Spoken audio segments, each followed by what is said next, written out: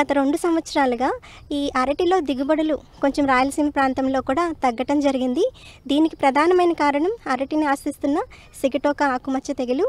ఈ సిగటోక ఆకుమచ్చని ఈమ్యూసే ఆకుమచ్చ అని కూడా అంటారండి. అంటే ఈ మధ్య కాలంలో దాని పేరు మార్చారు. ఈమ్యూసే లీఫ్ స్పాట్ అంటాము. ఇది స్యూడోసెర్కోస్పోరా ఈమ్యూసే అనే శిలీంధ్రం వలన అరటిని ఆశించి అరటిలో దిగుబడులు తగ్గిపోవటానికి ప్రధాన కారణంగా మారింది. ఈ శిలీంధ్రం ముఖ్యంగా వర్షాకాలంలో అంటే అధికంగా వర్షం, అదేవిధంగా ఆకు మీద తేమ అంటే ఇంచుమించు ఒక 6 గంటల పాటు ఆకులు తడిలో నానినప్పుడు, అదేవిధంగా వాతావరణంలో తేమ శాతం ఎక్కువగా ఉన్నప్పుడు అంటే 95 నుంచి 99% వరకు వాతావరణంలో తేమ ఎక్కువగా ఉన్నప్పుడు ఈ శిలీంధ్రం ఎక్కువగా ఆశించి అరటిని నష్టపరుస్తూ ఉంటుంది. కాబట్టి వర్షాకాలంలో దీని యొక్క ఉధృతి ఎక్కువగా ఉంటుంది. అయితే ఇంకొక ప్రధాన కారణం గ్రాండ్నైన్ అనే రకం ఈ తెగులును అస్సలు తట్టుకోలేదు. ఈ తెగులు లక్షణాలు కనుక గమనించుకున్నట్టయితే కనుక ముందుగా కింద వరుస ఆకుల్లో ఈనెలకు సమాంతరంగా చిన్న చిన్న పసుపు రంగు మచ్చలు అనేవి ఏర్పడతాయి. ఈ మచ్చలు ఎప్పుడు కూడా ఈనెలకు సమాంతరంగా ఉంటాయి. ఆ పసుపు రంగు మచ్చలు కొంచెం గోధుమ రంగులోకి మారి మధ్యలో బూడిద రంగుతో చుట్టుపక్కల ముదురు గోధుమ రంగుతో ఉండి మచ్చలు అనేవి ఒకదానితో ఒకటి కలిసిపోయి ఆకు అంతా కూడా ఎండిపోయినట్టు అవుతుంది.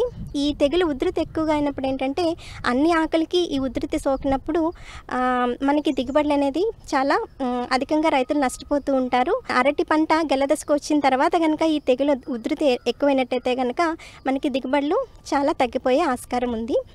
దీనికి వర్షాకాలంలో ముందుగా మనం తీసుకోవాల్సిన జాగ్రత్తలు ఏమంటే, ఒకటి వర్షాకాలం ప్రారంభానికి ముందే పొలాన్ని కొంచెం నీట్గా పెట్టుకోవాలి. కింద కలుపు మొక్కలు కానీ పిలక మొక్కలు కానీ అదేవిధంగా ఎండిపోయిన ఆకులు ఏదన్నా ఉంటే కనుక వాటిని తీసివేసి కాల్చివేయాలి. చాలా వరకు తెగులు ఉధృతిని మనం అదుపులో పెట్టుకోవచ్చు. దాని తర్వాత రికమెండెడ్ ఫర్టిలైజర్స్ అంటే నత్రజని ఎరువులు కానీ అన్నీ చెప్పిన విధంగా వేసుకున్నట్టయితే కనుక ఈ తెగుల్ని మనం కొంచెం అదుపులో పెట్టుకోవచ్చు.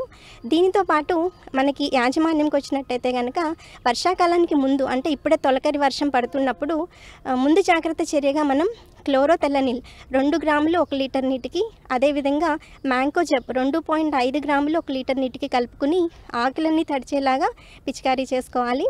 మనం ఈ తెగులను గమనించుకున్న తర్వాత ప్రాపికొనజోల్ మందును 1 మిల్లీలీటరు 1 లీటర్ నీటికి కలుపుకొని పిచికారీ చేసుకోవాలి. తెగులు ఉధృతి ఎక్కువగా ఉన్నప్పుడు ఈ ప్రాపికొనజోల్ మందుతో పాటు కార్బండాసిమ్ అనే మందుని మ్యాంకోజెబ్ మందు మిశ్రమ మందు అనేది ఉంటుంది. ఈ మందుని 1 గ్రాము 1 లీటర్ నీటికి కలిపి పిచికారీ చేసుకోవాలి. తర్వాత 25 రోజుల వ్యవధిలో మనకి నెట్టివో అనే మందు అంటే ట్రైఫ్లాక్సిస్ట్రోబిన్ ప్లస్ ట్రెబుకొనజోల్ ఈ మందుని 1.4 గ్రాములు 1 లీటర్ నీటిలో కలిపి పిచికారీ చేసుకోవాలి.